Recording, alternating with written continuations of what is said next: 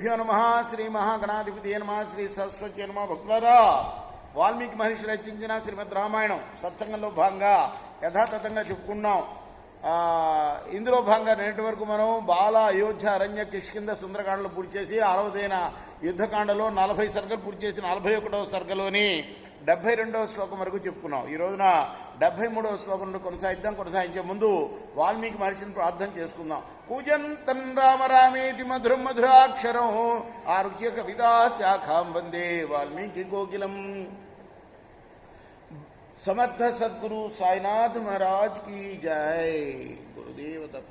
ब्रवीमित्वां हितं वाक्यं क्रियतामौर्ध्वदेहिकं सुदृष्टा क्रियतां లంకా జీవితం తే మయి స్థితం. నీకు మంచి మాట ఒకటి చెప్తా. నేను పరలోకాలకి ఉపయోగించే శ్రాద్ధాధికాన్ని చేసుకో.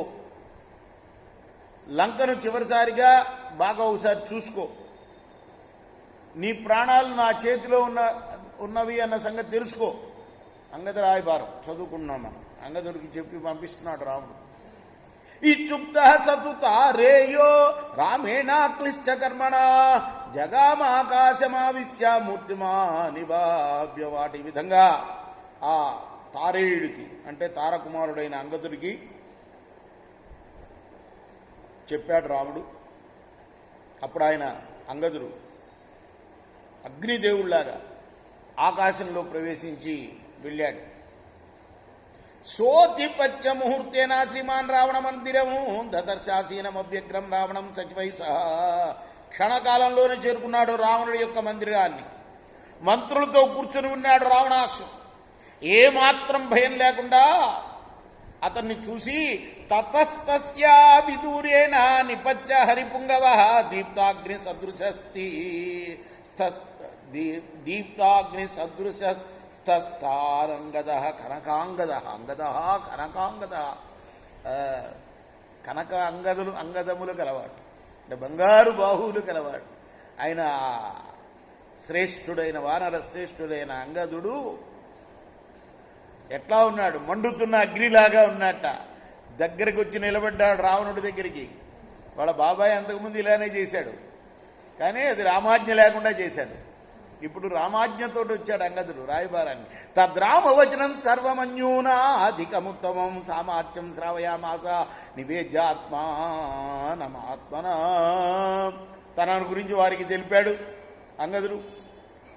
ఉత్తమమైన సందేశాన్ని చెప్పింది చెప్పినట్లుగా, అటు ఎక్కువ కానీ తక్కువ కానీ చేయకుండా మంత్రి సమేతుడైన రావణాసురుడికి తెలిపాడు. దూతోహం కోసలేంద్రస్య.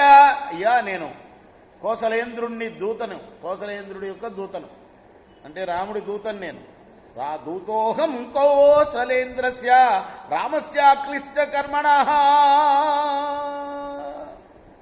ఇంకా దానికి విశేషణాలు కలుపుతున్నాడు. రామస్య క్లిష్ట కర్మణ, శ్రమ పడకుండా పనులు చేసే రాముడి దూతను నేను.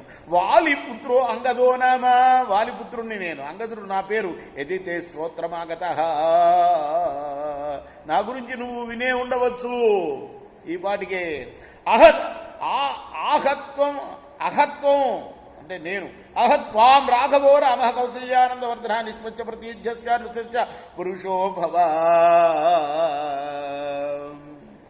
రఘువంశ సంజాతుడు, కౌసల్యాదేవికి ఆనందాన్ని చేకూర్చేవాడు అయిన రాముడు నీతో ఇలా చెబుతున్నాడు.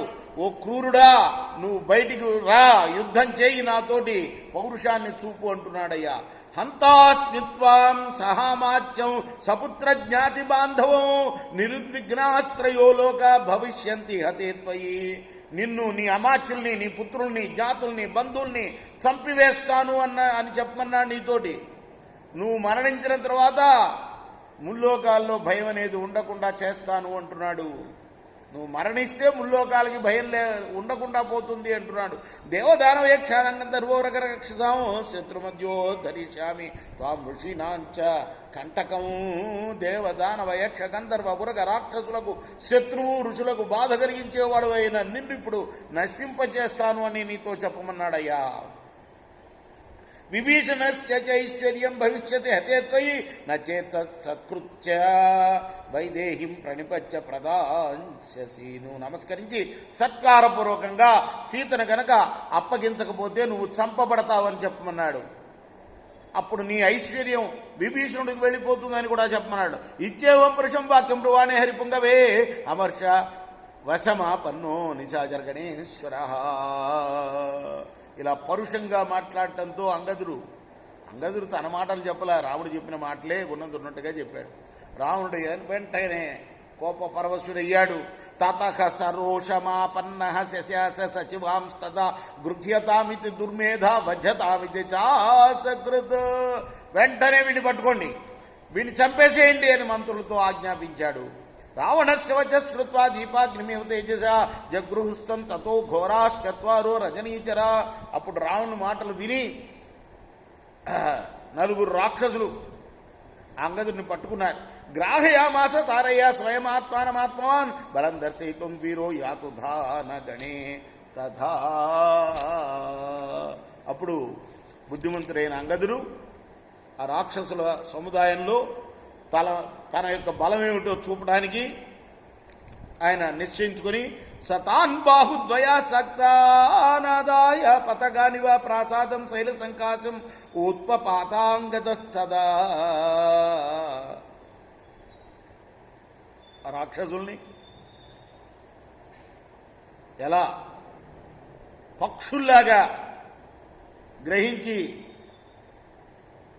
చేత్తో గ్రహించి ఆ రావణుడి యొక్క ప్రాసాదం మీదకి ఎగిరి కూర్చున్నాడు. తస్యోత్పతన వేగేన నిర్ధూతాస్తత్ర రాక్షస భూమో నిపతితా సర్వే రాక్షసేంద్రస్య పశ్యతః. వెంటనే ఒక్క దులుపు దులిపాడు చేతిని. పక్షుల్లాగా ఉన్నారు అంటే అంత బలాన్ని పెంచాడనమాట. శరీరాన్ని పెంచి వాళ్ళని లేపి ఇసిరి అవతల పడేశాడు. ఆ భవనం మీదకి ఎక్కిన తర్వాత తత ప్రసాద శిఖరం శైలశృంగ వివోన్నతం చక్రామ రాక్షసేంద్రస్య వాలిపుత్ర ప్రతాపో అని. ఆ తర్వాత ప్రతాపవంతుడైన అంగదుడు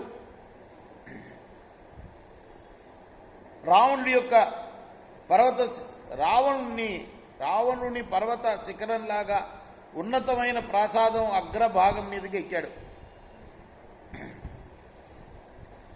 రావణుడి యొక్క భవనం మీదకి. అంతకుముందు దేని మీదకి ఎక్కాడు? ప్రాసాదం మీదకి. ఇప్పుడు భవనం మీదకి దూకాడన్న. అది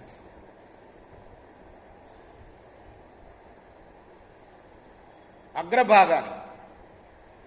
అంటే అంతకుముందు కొంచెం తక్కువ లెవెల్కి దూకాడనమాట. ఇప్పుడు ఇంకా చివరికి చిట్ట స్థానానికి ఎక్కాడు అంగదుడు. రావణుడి యొక్క భవన ఆగ్రహానికి ఎక్కాడు. సఫాలాచ తదా క్రాంతగ్రీవ శివసుధ పురా హిమోత శృంగం వజ్రేణేవ విదారితం. అతను ఎక్కగానే ఎలా అయిపోయింది అదంటే, వజ్రాయుధం చేత ఇంద్రుడి వజ్రాయుధం చేత పగలగొట్టబడ హిమోత్పర్వత శిఖరంలాగా బద్దలైపోయింది అది. భంత్వా ప్రాసాద శిఖరం వామ విశ్రావ్య చాత్మన నామ విశ్రావ్య చాత్మన వినజ్య సుమహానాథ ఉత్పపాత విహాయస. అలా విరగ్గొట్టి ఏమనుకుంటున్నావు వీడు అంగదుడు అని పెద్దగా అరచి ఆకాశ మార్గానికి ఎగిరి వెళ్ళాడు. రేపు మనం ఈ సర్గను పూర్తి చేద్దాం. మిగతా శ్లోకాలని ఇంకొక 7-8 శ్లోకాలే ఉన్నాయి, కానీ ఇవాళ సమయం చాలటం లేదు. రేపు పూర్తి చేద్దాం. కృష్ణార్పణస్తు. స్వస్తి ప్రజాభ్య పరిపాలయంతాం న్యాయ మార్గణమహిమీశా గో బ్రాహ్మణేభ్యः సమస్త లోకా సమస్త